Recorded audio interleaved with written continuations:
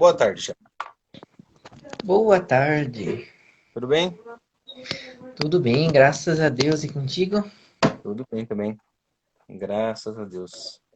Que bom. Mais uma semana meditando. Cadê? Vou pegar aqui direitinho o livro. Vida de Cristo. Ficando cada vez mais aproximando-nos de Jerusalém. E hoje, de fato, vamos entrar em Jerusalém, né? Sim, hoje dá um grande passo, né? Nesse Então, a caminho. gente veio Cada comentando vez o primeiro mais livro perto todo. da cruz. E nessas últimas lives, mais especificamente, né? Já se aproximando cada vez mais da cruz, se aproximando cada vez mais de Jerusalém. E hoje a gente vai mergulhar no Domingo de Ramos e um pouquinho da entrada de Jerusalém e prosseguindo a nossa meditação junto de Fulton Sheen pela vida de Cristo. Cada vez mais perto da cruz, né? Da cruz de Cristo. Cada vez mais perto, onde devemos estar sempre. Bom, e para a gente iniciar então essa live, essa meditação, oferecemos essa meditação, essas palavras, essa reflexão, essa lexio, a Nosso Senhor Jesus Cristo, pelas mãos da Virgem Maria, aquela que ajudou o Fulton, como ele mesmo diz, a escrever o livro, a gerar Cristo nos corações das pessoas que vão ler o livro, e ajudou sempre todas as pessoas a gerarem Cristo nos corações.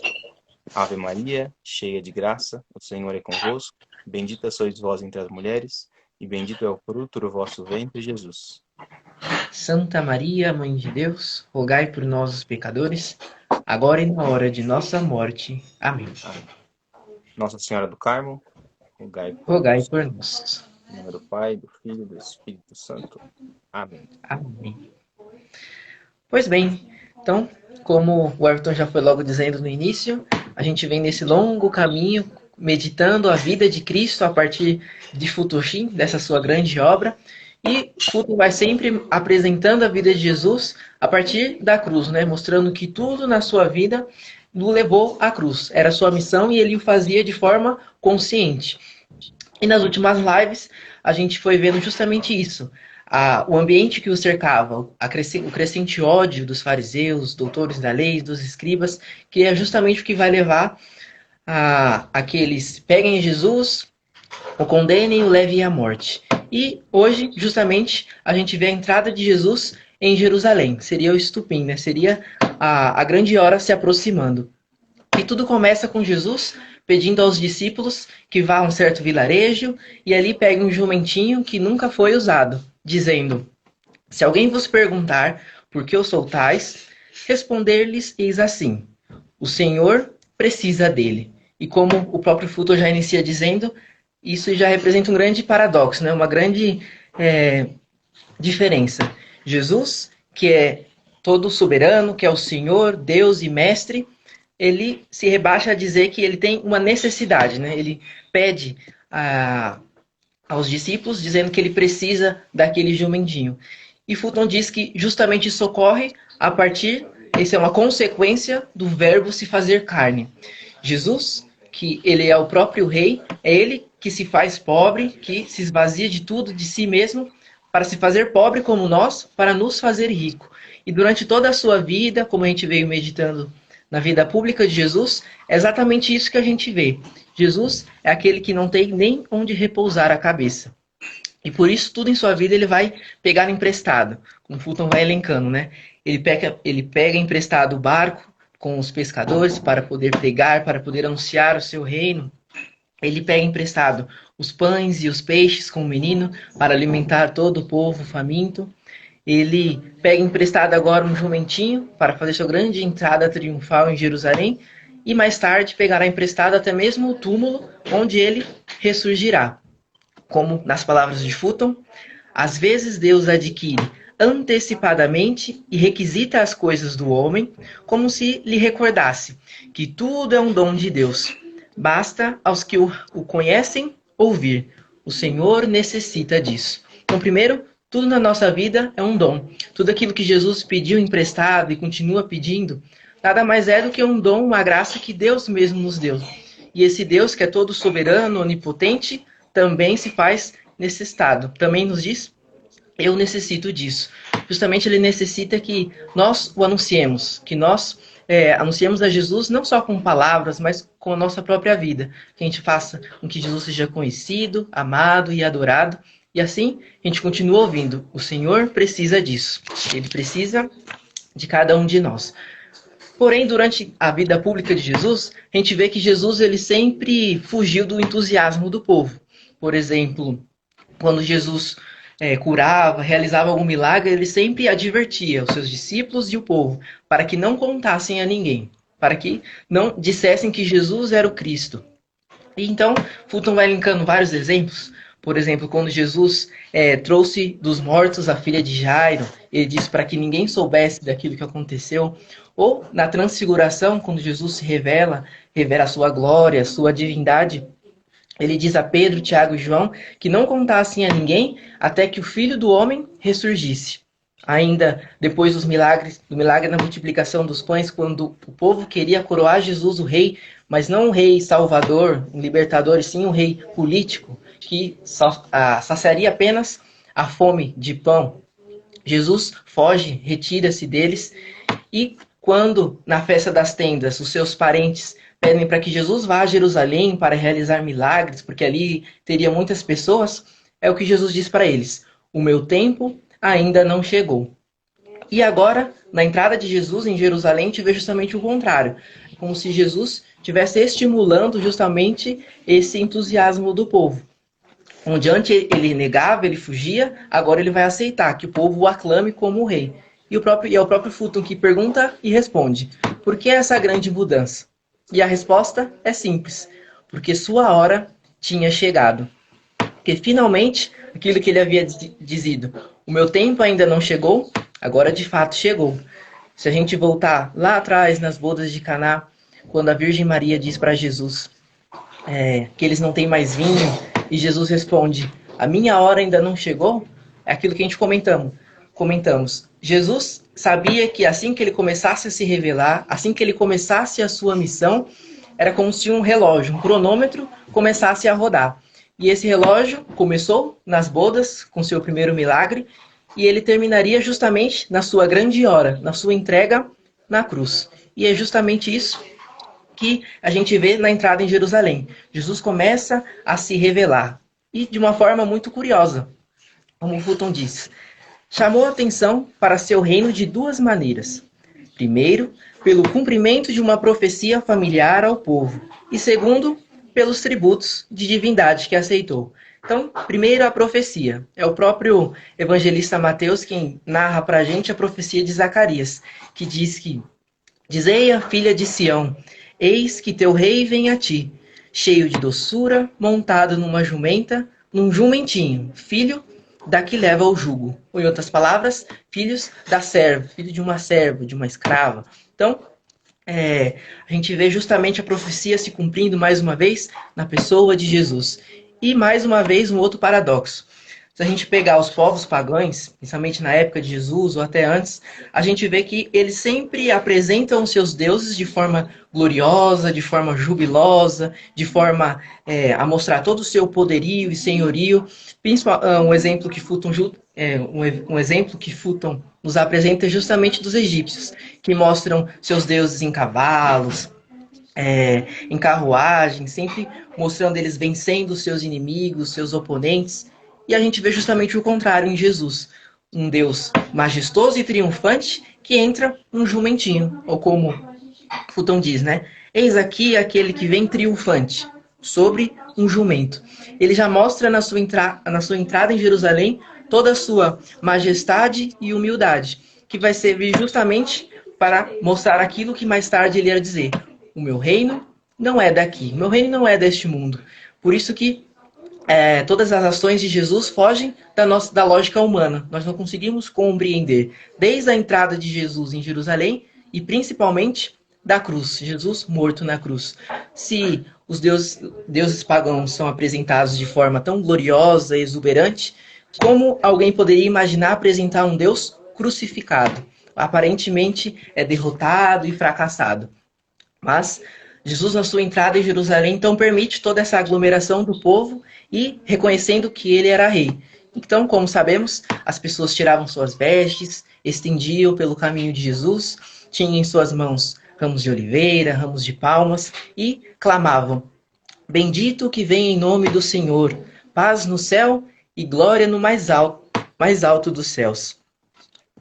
Então, a gente vê que a aclamação do povo é semelhante à natividade de Jesus, quando os anjos aparecem para os pastores e dizem: Glória a Deus nas alturas e paz na terra aos homens por ele amado.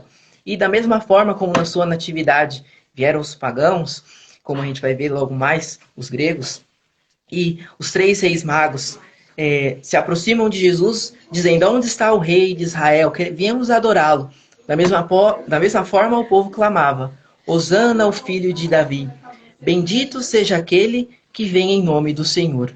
Hosana no mais alto dos céus ao rei de Israel. O povo clamava e reconhecia em Jesus o Salvador, um rei salvador que iria salvá-lo.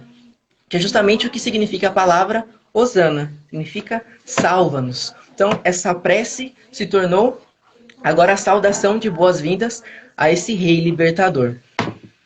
Porém, os fariseus que ali estavam presentes, claro que se aquele ódio que já fechou o coração deles para a pessoa de Jesus, não poderia conceber e permitir que tudo aquilo acontecesse. Então, eles se aproximam de Jesus e questionam a ele, pedindo: Mestre, repreende os teus discípulos, repreende o povo, como você pode aceitar que eles digam uma coisa dessa? E é Jesus quem responde para eles: Digo-vos, se estes se calarem, clamarão as pedras.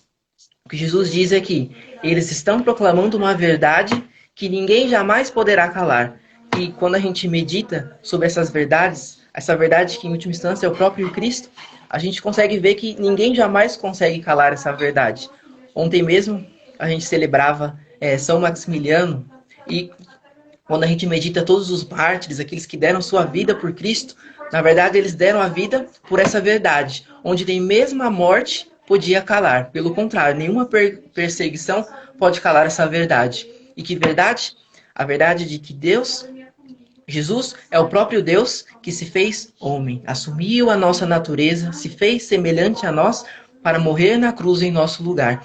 E essa é uma verdade que brota dos nossos corações, e essa consciência cresce quando meditamos a vida de Cristo, quando meditamos tudo aquilo que Ele fez por nós, crescendo então a nossa gratidão e o nosso amor. Nasce esse desejo de retribuir, de viver a partir dessa verdade. Porém, não nos enganamos. Esses hosanas na entrada de Jesus, em breve logo se transformariam em crucificam. As mesmas pessoas que clamavam para Jesus como Salvador irão também com suas vozes brandar: crucificam, seja crucificado. E assim a gente vai ver toda a consequência. Os hosanas transformaram-se em crucificam, as palmas e as oliveiras se transformam em lanças, em chicotes, e o trono de Jesus vai ser a cruz, onde a sua coroação vai ser a coroa de espinho. E até mesmo as vestes que antes eram sido postas para que Jesus passasse, irão se tornar negadas para Jesus, inclusive as suas próprias vestes. Então, Jesus sabia que aquilo que o esperava era o Calvário. E mesmo assim, Jesus, ele assume o seu caminho, ele vai para o Calvário. E quando ele contempla Jerusalém, quando ele chega, ele diz: Jesus contemplou Jerusalém e chorou sobre ela. Ele chorou justamente, como Fulton vai dizer, ele fitou o olhar sobre a cidade que rejeitou o amor. O que ocasionou as lágrimas nos olhos de Cristo foram os olhos que não viram e os ouvidos que não ouviram. Jesus chorou porque viu ali aquelas pessoas bradando-o como Salvador, mas que não reconheciam que de fato ele era o Salvador, não de questões políticas ou físicas, mas um Salvador espiritual, que veio justamente, se fez pobre para nos fazer rico. E aqueles que brandavam salva-me é justamente o motivo da sua morte. Como Pedro, no seu primeiro discurso após Pentecostes, vai dizer, né? No meio de uma multidão que nem estava presente na entrada de Jesus, nem estava presente no Calvário, Pedro vai dizer para eles: vós matastes a Cristo. Justamente relembrando que nós matamos a Cristo, os nossos pecados. Mas Jesus o fez conscientemente. Ele assumiu a nossa natureza, se fez pobre, se fez igual a nós, para nos fazer igual a Ele, para morrer em nosso lugar. E assim, Jesus entra triunfantemente em Jerusalém. Tudo bem. E o faz para revelar ao povo judeu aquilo que eles já esperavam, como você bem disse, pela profecia, né? Indicando para eles, olha, aquilo que vocês esperavam se cumpre agora, se cumpre nesse momento.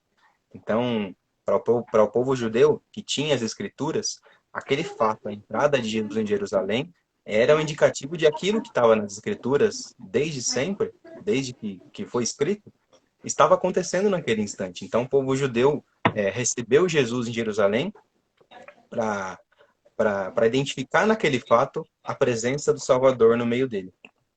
E se Jesus revela ao povo escolhido, se revela ao povo judeu por meio desse fato da entrada em Jerusalém, ele também vai revelar, vai se revelar aos gentios, aos pagãos. Vai fazer sua revelação do motivo da sua vinda aos povos pagãos. Porque se os judeus tinham as profecias, tinham as escrituras para poder interpretar e reconhecer nos fatos da vida de Jesus a presença do verdadeiro Salvador que eles esperavam, que eles já aguardavam, os pagãos, pelo contrário, não identificavam as profecias, né? Não tinham as escrituras, né? Não era algo para eles usado, algo sensível a eles. Então, dizer que essas escrituras estavam ali se cumprindo para um pagão não ia adiantar nada. Mas Jesus tem seus meios para atrair a todos nós, né? E então ele vai fazer para os pagãos uma analogia com a natureza, com aquilo que os pagãos tinham acesso, com aquilo que vai ser de assimilação melhor aos pagãos. À medida em que eles possam abrir o coração para aquele fato que Jesus vai lhes apresentar, eles identifiquem que realmente aquele homem é Deus. Bem, nesse episódio que a gente vai narrar aqui, os gentios são representados pelos gregos, que vão ser apresentados a Jesus por meio de dois de seus apóstolos. Eles estavam diante do templo, né? Eles não podiam entrar no templo, mas era permitido a eles circularem ali nos entornos do templo, frequentar por um pátio espaçoso, e vão até Jesus, né? Eles querem ver Jesus. Como você bem disse no nascimento, na natividade de Jesus, os pagãos vão a Jesus pelos reis magos, indicados lá pela estrela. E se eles foram à manjedoura, agora eles vêm à cruz. Eles vêm a Jesus, que identifica a sua missão com a cruz, e vai revelar a eles que a sua missão é morrer por todos na cruz, que sua missão é uma missão gloriosa, mas se revela também aos pagãos. Então ele se revela aos pagãos na natividade e na cruz. Se revela aos pagãos se fazendo homem e ali na humilhação da cruz. Fulton coloca aqui, no primeiro caso, Deus em forma de menino em Belém. No segundo caso, Deus em forma de criminoso na cruz. E de fato, para todos os homens, não precisa ser um judeu entendido na lei, não precisa ser alguém douto nas Sagradas Escrituras, alguém que conhece profundamente a Bíblia, para olhar um homem e se identificar com aquele homem. E dizer, puxa vida, parece comigo. Seja ele um bebê, como Jesus se fez bebê, seja ele como alguém que sofre, né? Alguém que sofre uma humilhação, que sofre uma injustiça, que sofre algo na sua própria pele. O homem olha para um outro homem e se identifica com isso. Se identifica. A gente, quando vê um bebê, quer pegar o bebê, quer apertar, quer acariciar, quer cuidar do bebê. Porque a gente se identifica com aquele bebê, a gente quer ele pra gente. E, da mesma forma, alguém que sofre, alguém que apresenta um sofrimento, alguém que passa por uma humilhação, a gente se compadece daquele sofrimento, daquela humilhação que a pessoa está passando. Pois bem, quando Jesus diz, eu sou Deus e eu me faço igual a vocês, me faço igual aos homens em tudo, com exceção ao pecado, ele quer criar no homem essa identificação. Quer que o homem olhe para ele e veja quão grande é o amor de Deus por nós, que enviou o seu próprio Filho. Quer que o homem identifique naqueles fatos da vida de Jesus, puxa vida, Deus se fez homem, Deus se fez um bebê para me salvar. Deus se fez alguém totalmente humilhado, totalmente escarnecido, despido, flagelado na cruz ali, injustiçado, para poder me salvar. Então, Jesus se apresenta a todos os homens dessa forma, para que todos possam reconhecer nele tenham nele essa identificação, e, e aí ele vai apresentar a sua divindade. Pois bem, então os gentios são levados a Jesus por André e Filipe. Os gregos querem ver Jesus, assim como os pagãos quiseram ver Jesus na manjedoura. Aqui eles apresentam a André e Filipe esse desejo de ver a Jesus Cristo. E aqui Jesus responde: é chegada a hora para o Filho do Homem ser glorificado. Se lá em Caná, como você bem disse, ele ainda tinha dito para a Virgem Maria: minha hora não chegou, espera que minha hora ainda não chegou. Aqui é a hora. Com a entrada de Jerusalém, a hora de Jesus vai se aproximando. É chegada a hora dele ir para o fato, a consumação de toda a sua vida, como a gente comentou na última live. E aqui ele diz: é chegada a hora para o Filho do Homem ser glorificado.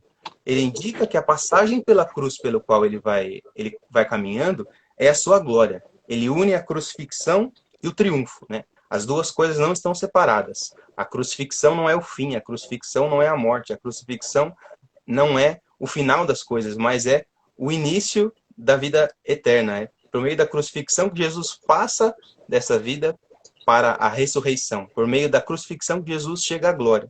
Por meio da crucifixão que Jesus revela esse projeto do Pai de nos afastar do pecado, nos tirar da vida velha, nos tirar daquele homem que era amarrado e preso ao pecado, para nos elevar, nos divinizar, nos transfigurar, nos glorificar um dia junto dele. E aí, para deixar isso mais claro aos pagãos, para dizer aos gregos claramente qual era essa mensagem, qual era esse fato que eles deveriam se identificar, Jesus então vai usar, como eu disse, um exemplo da natureza. E diz assim a eles: em verdade vos digo, se o grão de trigo caído na terra não morrer, fica só. Se morrer, produz muito fruto. Então Jesus usa um exemplo aqui da semente, um exemplo da agricultura, que todos os homens podem ter acesso. Se todos os homens têm acesso a conhecer um bebê, a reconhecer uma pessoa que sofre para se compadecer, todo homem na época conhecia também um pouco dessas técnicas de agricultura, conhecia um pouco, é capaz de conhecer a natureza. Todo homem é capaz de conhecer a natureza, a criação de Deus, e é capaz de reconhecer a presença de Deus na natureza. Mas Jesus aqui se identifica a si mesmo como a semente. A palavra é a semente, né? Numa outra parábola, Jesus já tinha dito a ação da graça de Deus por meio daquele coração que recebe a palavra, na qual o semeador vai semeando a semente. Em cada terreno, essa palavra vai sendo semeada de um modo diferente, de acordo com a abertura que o homem vai dando à graça de Deus, de acordo com a colaboração que o homem vai permitindo à graça de Deus. E aqui ele faz, de novo, essa correlação de que ele é a palavra e ele é a semente, que vai morrer para gerar vida. Essa indicação de Jesus é que a natureza, diz ele, foi marcada pela cruz. A morte é a condição da vida nova. Então, para chegar à vida nova, vai ter que haver essa passagem pela cruz, vai ter que haver a morte. Fulton escreve assim: todavia, se não morresse para gerar vida nova, ele seria uma cabeça sem corpo, um pastor sem rebanho, um rei sem reino. Como é que ele poderia chegar a esse projeto glorioso, a esse projeto de elevação do homem, de união do homem de volta a Deus, de divinização do homem, de glória, sem passar pela cruz? Como é que pode uma glória nessa vida sem alguma cruz? Como é que pode existir, pense aí, em alguma coisa de verdade gloriosa, de verdade boa que você tem, que você faz, sem uma cruz, sem uma dificuldade? Veja as pessoas que, sei lá, passam na faculdade, por exemplo, tem aquele curso como meta, aquele objetivo de passar no curso desejado, e aquilo para ela é uma glória, mas antes ela vai ter que se esforçar para poder chegar ali. Então, tantos exemplos de cruzes que antecedem a glória da realização daquilo que a gente almeja. E Jesus vai entregar a sua vida por nós, para poder chegar à glorificação. Ele diz, complementa o seguinte, Fulton: a natureza humana, segundo Fulton coloca essas palavras na boca de Jesus, né? A natureza humana não alcança a grandeza por meio da poesia e da arte, mas sim passando pela morte. É necessário passar pela morte para chegar à glória. É necessário que morra algo em nós para poder glorificar, para poder realizar essa glorificação. De fato, a gente comentou um exemplo aqui da pessoa que vai fazer o cursinho da faculdade para poder prestar o vestibular e passar. É necessário que morra nela aquela preguiça de acordar cedo para poder estudar. É necessário que morra nela aquela vontade de assistir série e ela preste mais atenção na aula do professor. É necessário para ela morrer em vários aspectos da sua vida para poder chegar à glória de conseguir passar naquele curso. Para você poder contemplar a beleza de um nascer do sol no alto do monte, é preciso que morra em você a preguiça de ir até aquele monte, a preguiça de acordar cedo para chegar lá em cima antes do sol nascer. É preciso que morra em você o medo de não conseguir chegar. É preciso que morra em você a fadiga e o cansaço do caminho. É preciso que morra muita coisa na gente antes de chegar à verdadeira glorificação. E Jesus vai dizendo isso, que é preciso passar pela morte para poder chegar à glória. É preciso que morramos, é preciso deixar algo para trás. É preciso que a gente vá abandonando coisas. A morte é esse abandono de coisas que não vão interessar, porque o que interessa é chegar no ponto alto, no ponto esperado, desejado e realizado por Jesus Cristo para todos nós. Esse é o ponto culminante, é o ponto para onde nossas vidas devem apontar, devem indicar. E para isso, as mortes são necessárias no caminho. Morrer para algumas coisas, morrer para sentimentos que não nos auxiliam nessa caminhada, morrer para todas as situações que não nos ajudam nessa caminhada rumo uma glorificação, uma glória eterna. E assim Jesus vai indicando para os gregos, por meio dessa parábola aqui, em relação ao trigo, que é necessário que ele mesmo morra para poder dar essa vida eterna, para poder dar essa glória, para poder que ele mesmo seja glorificado e partilhar conosco dessa glória. Fulton coloca assim: Jesus não veio para ser um moralista, mas um salvador. Não veio para somar preceitos aos de Sócrates, né? Não veio para adicionar preceitos filosóficos bonitos, ser um mestre, mas para dar vida nova. E com essa parábola ele indica, somente se ele morrer é possível essa vida nova. Essa vida nova, essa vida totalmente unida a Deus, essa vida totalmente unida a Cristo crucificado e glorificado, só vai ser possível se ele mesmo passar pela morte. Nenhum bem real é feito sem algum custo e sofrimento a quem o realiza. Pois bem, os gregos que tinham ido ver Jesus, né, tinham manifestado esse desejo de dizer aos apóstolos André e Filipe, queremos ver Jesus, coloca que provavelmente eles deviam ter reverenciado a Jesus como um Deus, como os tantos que eles reverenciavam antes. Mas Jesus disse que ele era diferente de todo mundo que eles já tinham visto e de todos aqueles que eles esperavam e tinham algum apreço e seguiam.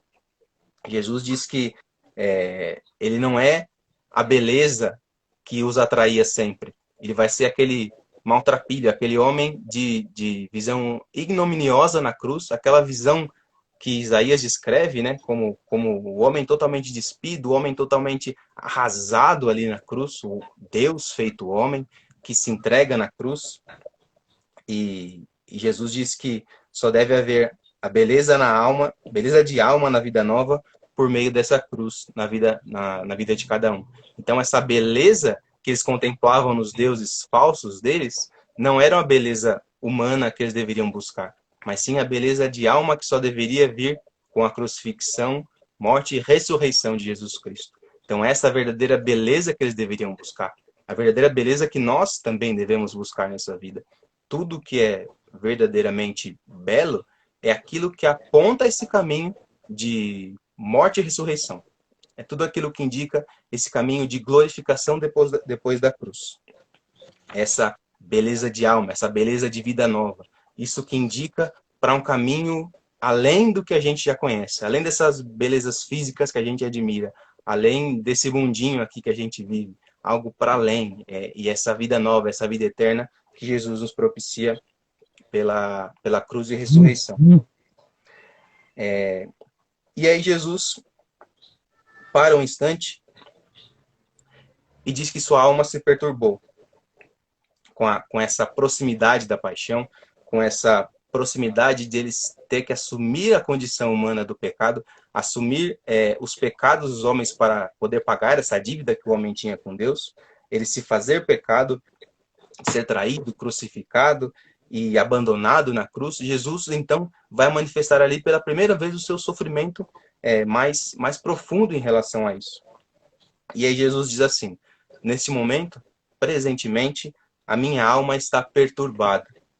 Mas que direi? Pai, salva-me dessa hora. Mas é exatamente isso, é exatamente para isso que vim a esta hora. Então Jesus indica, esta é a hora chegou. E como alguém que desde sempre se relacionou e conversou com o Pai, Jesus volta para o Pai. Se possível, como ele vai dizer mais adiante, salva-me dessa hora, ele vai dizer depois, afasta de mim esse cálice, mas que seja feita a tua vontade. Eu vim para isso. Eu vim para morrer pelos homens. Eu vim para dar a minha vida por todos os homens. Eu vim para entregar a minha vida na cruz para salvar todos. Viu, seus pagãos que estão me ouvindo? Ele diz, viu gregos, viu brasileiros, portugueses, argentinos, venezuelanos, todos os povos. Eu vim para entregar a minha vida na cruz por você, por você. E Jesus sente esse peso ali, sente o peso dos pecados ali em si, e ele sofre com isso, como o evangelista relata. Ele estava, afinal, carregando os pesos do pecado do mundo inteiro. E mais do que uma ofensa, é uma ofensa de alguém que você gosta. Imagina que você dá um tapa na sua mãe, por exemplo. Um tapa dói. Mas sua mãe vai chorar muito mais porque foi um filho que bateu do que propriamente pela dor do tapa. Jesus chora e sofre muito mais porque é alguém criado por Deus, cuidado por Deus, imaginado por Deus, que faz a ofensa, que comete o pecado, e ele sofre por isso, do que propriamente pelo pecado em si. Como a mãe cuidou do filho, amamentou o filho, gerou, deu comida, criou, sofre porque vê aquele menino batendo nela, por exemplo. Jesus, que é Deus, um com o Pai, que criou o homem, que deu sustento ao homem, que deu a vida ao homem, vê o homem pecar, vê o homem se afastar de Deus, vê o homem cometer todo tipo de ofensa a Deus, isso perturba muito mais e faz a Jesus sofrer muito mais. Mais essa consciência dos pecados de que um amigo está traindo ele, de que um amigo está ofendendo a Jesus. Esse peso é muito maior do que até a própria ofensa. É claro que os nossos pecados ofendem a Jesus. Você comete um pecado, seja de qual natureza for, é uma ofensa a Jesus Cristo. Mas é uma ofensa maior nesse sentido, de que um amigo está voluntariamente se afastando dele. O pecado é sempre um afastamento voluntário da amizade de Jesus. Essa amizade que Jesus tem, esse amor que Jesus tem tão grande para se doar todo na cruz, para se entregar na cruz por nós, quando ele vê alguém rejeitando essa amizade e se afastando dele e se entregando a um pecado, aí é que ele sofre, aí ele chora, aí ele sente essa dor do pecado. É isso que ele manifesta aqui. E como ele vai manifestar na cruz aquela humilhação, aqui ele manifesta esse sofrimento e essa dor para que os gentios também percebam que eles são parte desse povo pelo qual Jesus salvaria na cruz. Jesus não estava querendo se afastar dessa possibilidade, se afastar de se entregar na cruz. Jesus estava se aproximando e revelando aos gentios, revelando aos pagãos que era por eles também, era por nós também que Jesus fazia isso. Era para cumprir a vontade do Pai que o enviou para libertar todos os homens do pecado. Fulton coloca aqui que as pessoas eles não tinham de ser fanáticos quando a desejar morrer. Se a morte é necessária, mas os pagãos não tinham que ser alguém que desejasse morrer. Pois a nossa natureza não quer morrer. A gente sofre com a morte do outro. A gente vê a morte de alguém e se compadece. Mesmo que a gente não conheça, a gente se dói, a gente vê alguma coisa ou algo ou alguém morrer, alguém que a gente gosta, sobretudo, a gente a característica humana meio que rejeita, reluta aquele processo de morte, porque a nossa natureza não quer se crucificar. Mas a gente não pode afastar os olhos da cruz. A gente não pode se afastar desse fato que Jesus morreu por nós, que Jesus se entregou por nós. Que apesar de a nossa natureza querer se desligar desse fato, a gente tem que voltar os nossos olhos e o nosso coração de volta para Ele, para se entregar totalmente a Jesus Cristo, olhar para a cruz, direcionar o nosso coração, a nossa vontade, da nossa vida para a cruz, para poder se unir a ela, se unir a Jesus Cristo na cruz, e assim chegar à ressurreição junto com Ele. Sem a cruz, não há ressurreição. Se a cruz projeta a sombra sobre toda a vida de Cristo, a ressurreição projeta também luz sobre toda a vida de Cristo. Porque por meio da sombra da cruz vai se chegando à luz da ressurreição. E essas duas coisas vão se unir nesse diálogo de Jesus para com os discípulos, com os pagãos, os gentios. Nesse instante, nesse momento em que Jesus revela a necessidade aos pagãos de morrer por eles, em que Jesus tem sua alma perturbada, quem aparece para consolar a Jesus Cristo? Quem pode consolar o próprio Deus feito homem? O Pai. O Pai aparece novamente. Veio do céu uma voz dizendo: já o glorifiquei e tornarei a glorificá-lo. A voz do Pai tinha vindo, como bem vimos, em outras duas ocasiões. No batismo de Jesus, quando ele assume sobre si a condição humana de salvar os homens do pecado, e na transfiguração, quando ele conversa com Elias e Moisés, falando desse fato que haveria de vir, de chegar, da sua crucifixão.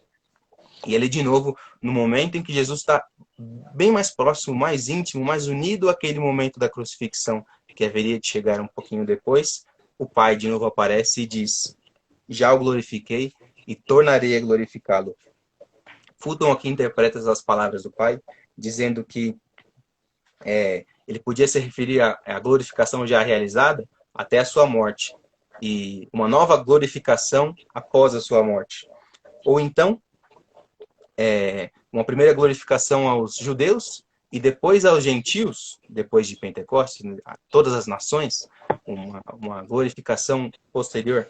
Enfim, o Pai glorificaria Jesus na cruz e na ressurreição, aos judeus e aos pagãos, a mim e a você, a todas as nações. Então o Pai fala como que para chamar ainda mais a atenção dos ouvintes, para tentar ainda convencer ainda mais os ouvintes, para que ele dê uma característica ainda adicional a esse discurso de Jesus. Essa vida nova que há de vir após a morte, essa vida eterna que há de vir com a glorificação de Jesus Cristo. E nesse sentido, então, Fulton coloca que Jesus vai caminhando para a cruz, indicando aos pagãos a necessidade da cruz e dizendo para eles: apontem os seus olhos e os seus corações para a cruz. Só a cruz importa. Só a cruz importa. Aquilo que Jesus havia realizado antes, tudo indica para a cruz. Aquilo que Jesus havia realizado para os judeus, indica a cruz.